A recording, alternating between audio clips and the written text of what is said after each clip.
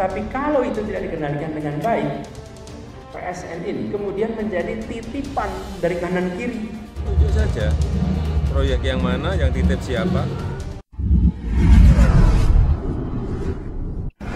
Sahabat Indonesia, beberapa hari yang lalu bakal calon presiden yang diusung Partai Nasdem, PKS, dan PKB, Anies Baswedan, di depan rapat koordinasi nasional yang pertama dari Partai Masyumi mengkritisi tentang PSN. PSN itu adalah proyek strategis nasional.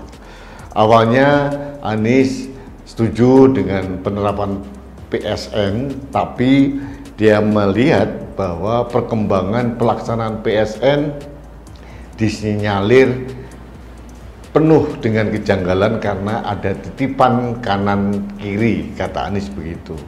Seperti biasa, Anies Baswedan asal saja bunyi, tidak ada data, tidak ada fakta. Nah, langsung pernyataan dari Anies Baswedan itu direspon oleh Presiden Jokowi. Singkat saja responnya Presiden Jokowi, tunjukkan saja yang mana. Terus kemudian bakal calon presiden dari PDI Perjuangan, Ganjar Pranowo, juga mengatakan dengan lebih jelas, menantang Anies untuk membuka data, dibuat telanjang saja, datanya diungkap, jangan hanya memberikan tuduhan-tuduhan tanpa data dan fakta. Itu keren sekali. Bahkan Sekjen PDI Perjuangan Hasto Kristianto juga mengatakan pemimpin sekarang ini lebih banyak harus berkaca menanggapi kritikan dari Anies Baswedan. Hasto mengemukakan pada waktu Naswa Shihab minta kepada para bakal calon presiden itu untuk berkaca, itu maknanya sangat dalam, termasuk kepada Anies Baswedan. Berkacalah sebelum mengkritik.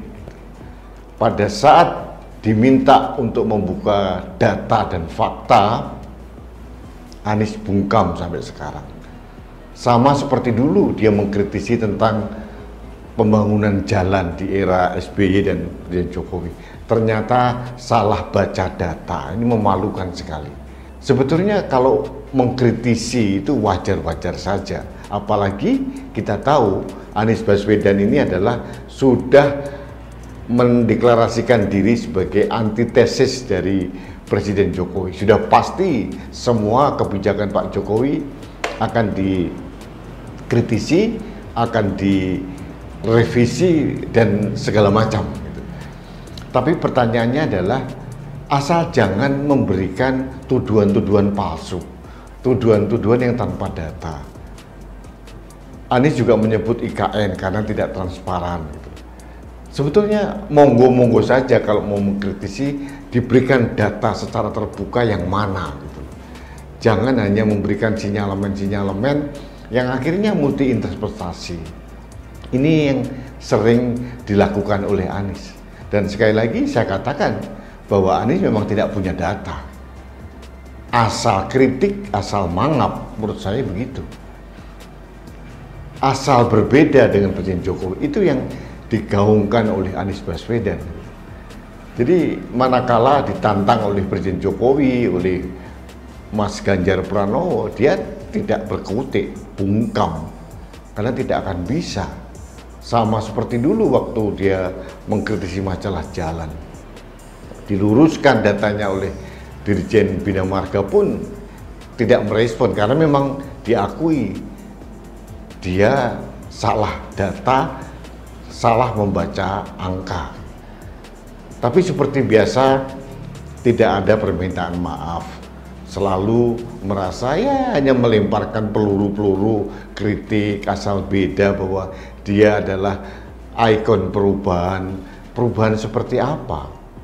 Menurut saya justru berbahaya ini kalau orang seperti Anies ini akan merombak, meresetting semua paradigma pembangunan yang sudah dirintis oleh Presiden Jokowi. Tidak ada kesinambungan pembangunan yang dikorbankan rakyat Indonesia.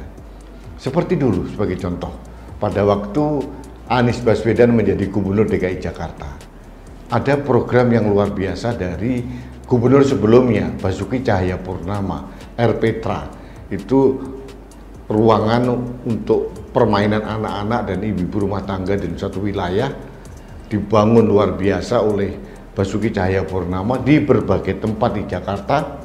Akhirnya tidak dirawat oleh Anies Baswedan, akhirnya terbengkalai, rusak semua. Jadi yang dikorbankan adalah rakyat setempat. Seperti contoh RPtra di Kalijodo itu luar biasa bagus. Ada banyak permainan, anak bisa kumpul di situ. Tapi di era Anies semua itu ditelantarkan semua dan rakyat menjadi korban. Ini contoh kecil saja bagaimana Anies Baswedan mengusung jargon perubahan, meresetting semua jejak peninggalan pendahulunya, dan akhirnya yang jadi korban rakyat. Sama persis rencana dia untuk menguasai Indonesia. Ini juga bermasalah gitu. Karena dia akan meresetting semua pembangunan dan itu yang akan jadi korban rakyat.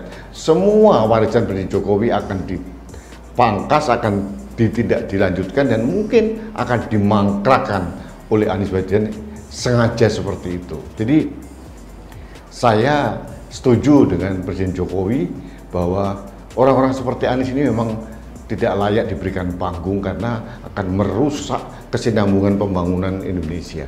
Kita akan melangkah maju itu harus tahap demi tahap. Jangan seperti poco-poco maju mundur. Ini berbahaya. Jadi marilah kita cari pemimpin yang mempunyai konsep pembangunan berkelanjutan dan mau secara objektif melanjutkan pembangunan yang sudah dirintis oleh pendahulunya sehingga rakyat tidak jadi korban. Jadi sekali lagi kritik Anies Baswedan tentang PSN ini juga sama seperti kritik terdahulu, kritik yang tanpa dasar, kritik tanpa data dan fakta. Pada saat ditantang untuk membuktikan yang mana, dia diam membisu. Itulah gaya khas Anies Baswedan. Baik, sahabat Indonesia, terima kasih Anda telah mengikuti Opini Rudy. Kita bertemu kembali dalam Opini Rudy selanjutnya. Salam satu Indonesia, salam Pancasila, salam Indonesia maju.